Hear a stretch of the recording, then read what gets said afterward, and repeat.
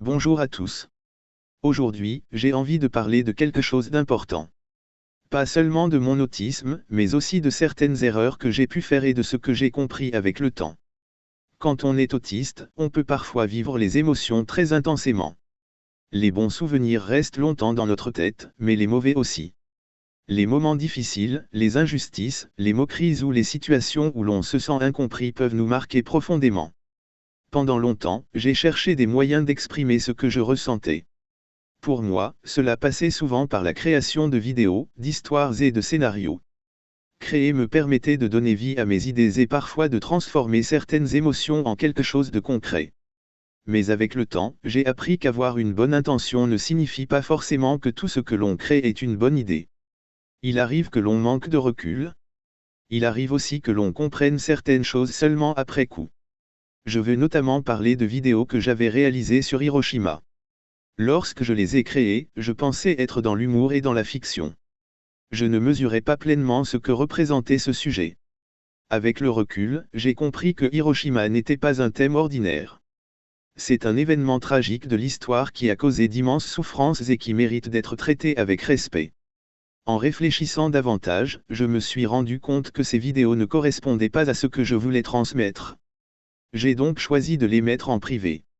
Je tiens aussi à présenter mes excuses à toutes les personnes qui auraient pu être blessées ou choquées par ces vidéos.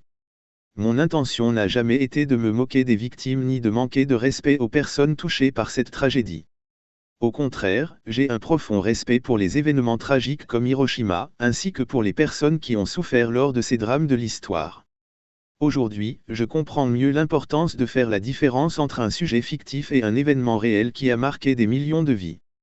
Pendant un moment, je m'en suis voulu parce que certaines personnes avaient vu ces vidéos avant que je les mette en privé. J'avais peur d'avoir fait quelque chose de mal. Mais j'ai compris qu'il était plus utile d'apprendre de mes erreurs que de rester bloqué dans la culpabilité.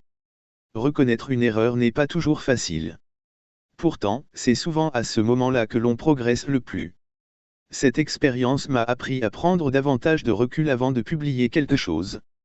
Elle m'a aussi appris que grandir, ce n'est pas devenir parfait.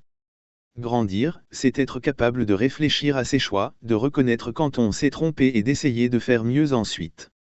Mon autisme fait partie de moi. Il influence parfois ma façon de comprendre certaines situations, ma façon de ressentir les choses et ma façon de m'exprimer.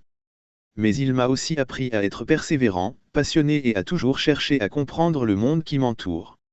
Je sais que je ferai encore des erreurs dans ma vie. Tout le monde en fait. Ce qui compte, c'est ce que l'on en retire. Aujourd'hui, je veux utiliser ma créativité pour partager ce que je ressens, raconter des histoires et continuer à apprendre. Je veux avancer avec davantage de réflexion, davantage de respect et davantage de maturité. Si vous regardez cette vidéo et que vous êtes vous aussi autiste, ou simplement différent des autres sur certains points, sachez qu'il est normal de se tromper parfois.